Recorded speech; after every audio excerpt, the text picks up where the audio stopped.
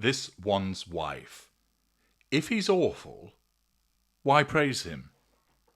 Hello, I'm HG Tudor. This one's wife's relationship with her estranged father, who was a non-intimate secondary source in her fuel matrix, has come under scrutiny again. Many people have looked at the fact that she has repeatedly, in the past, praised her father, and then have asked the not unreasonable question: if she was so ready to praise him back then, why is it that she no longer wants anything to do with him and is behaving in the manner that she is?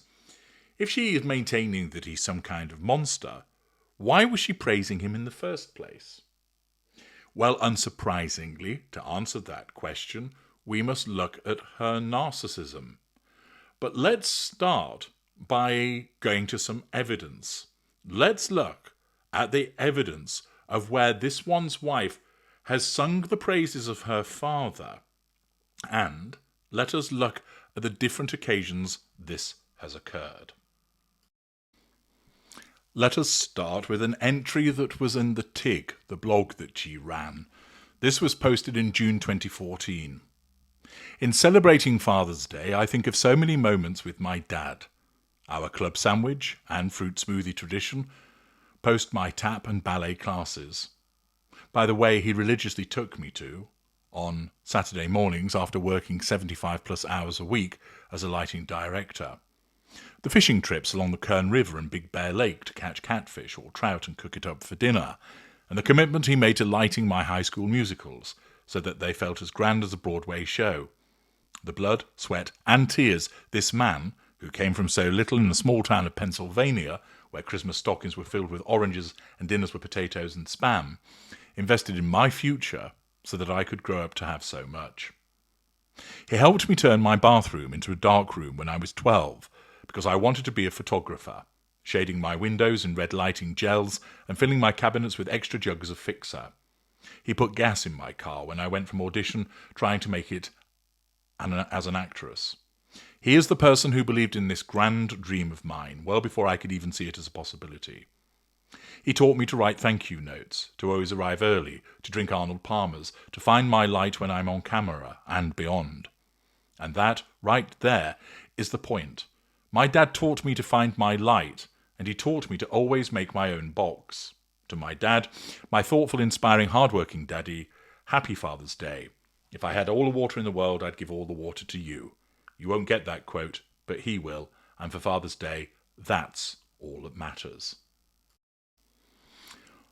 On September the 19th, 2014, she shared a childhood memory of family sushi outings, again on the TIG, and she wrote, "My dad with his frosty glass of plum wine, the ritual of which, with both my parents in tow, was a treasure."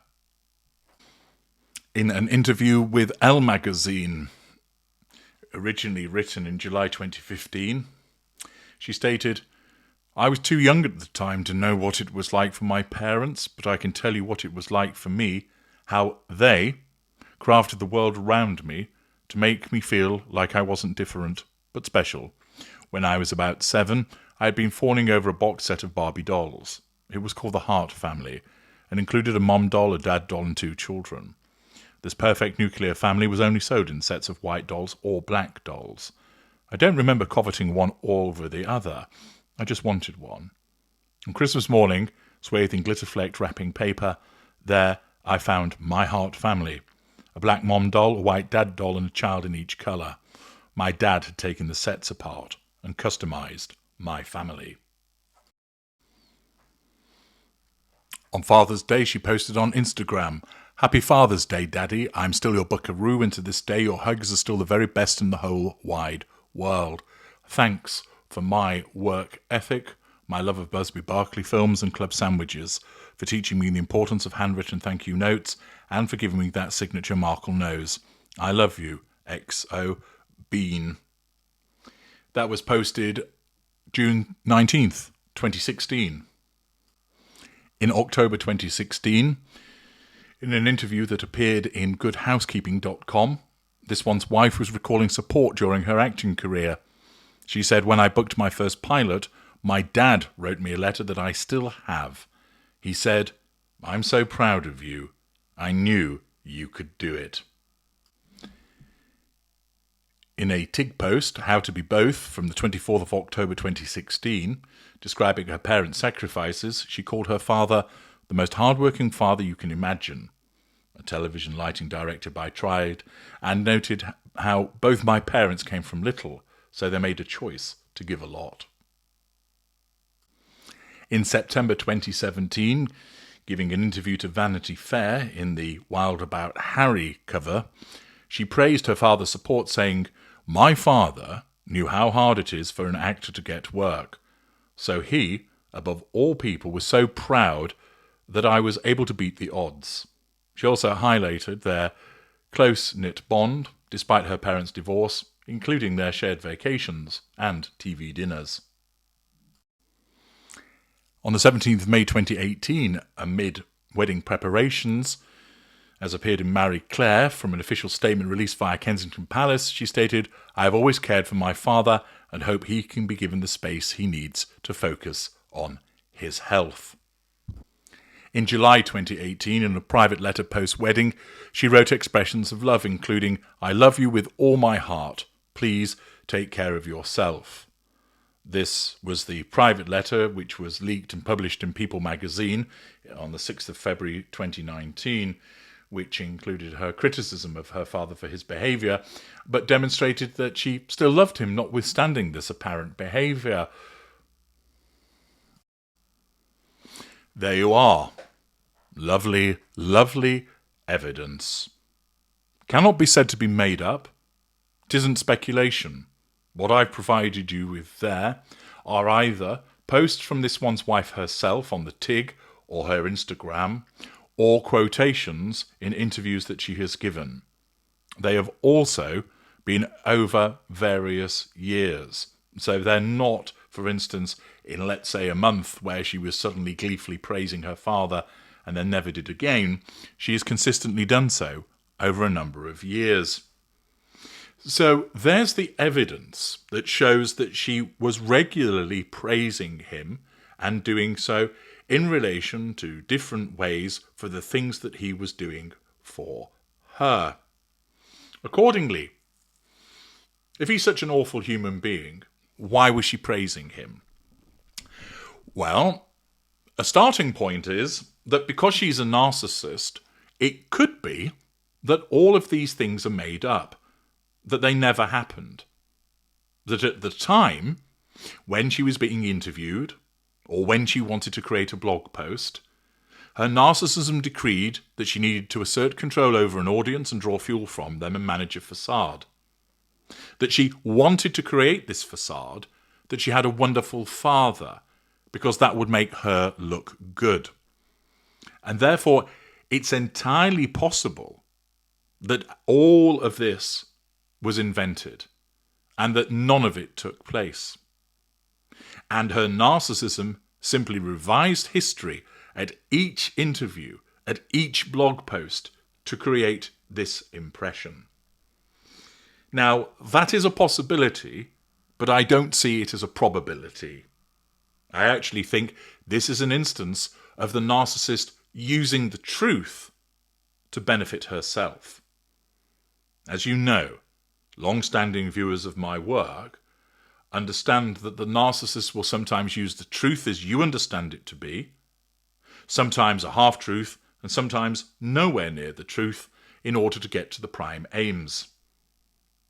Here, it is my firm belief that Thomas Markle Sr. did all of these things, and therefore this one's wife as a narcissist used the truth of his actions to post about it, to talk about it in interviews, because that enabled her to use the truth of her father's behaviour to assert control over the audience, to draw fuel from them, and to maintain her facade.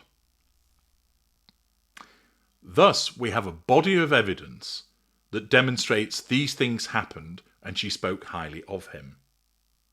And then that shifted. The reason that has been given for this shift is that he was organising paparazzi photographs and that he was simply using her as a cash cow, if you will, for further photo opportunities.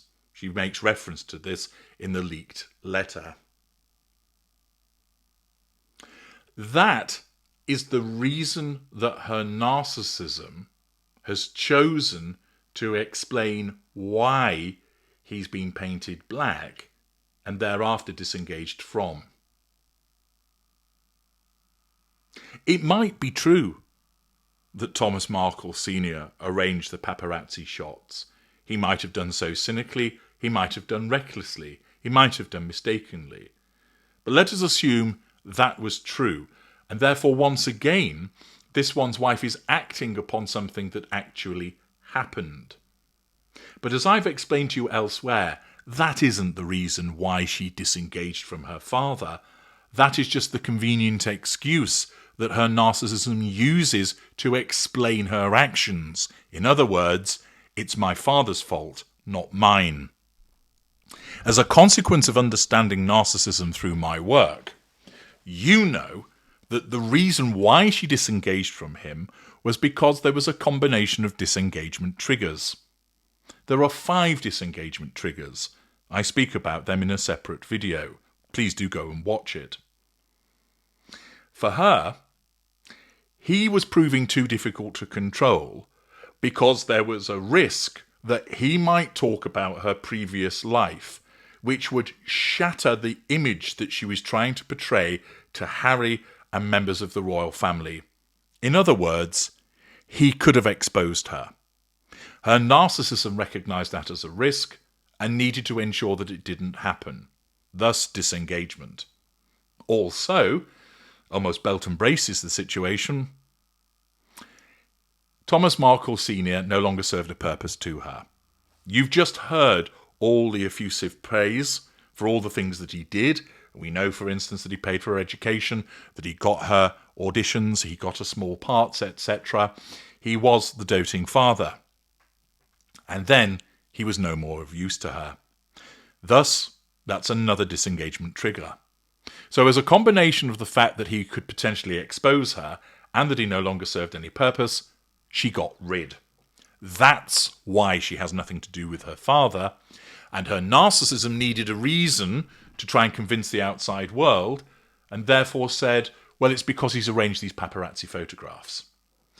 It would seem rather disproportionate, wouldn't it, to go down that route, to not have anything to do with your father for 7 years. And that is one of the flaws of her narcissism, that the act is disproportionate to the reason. And you find that often with the narcissist.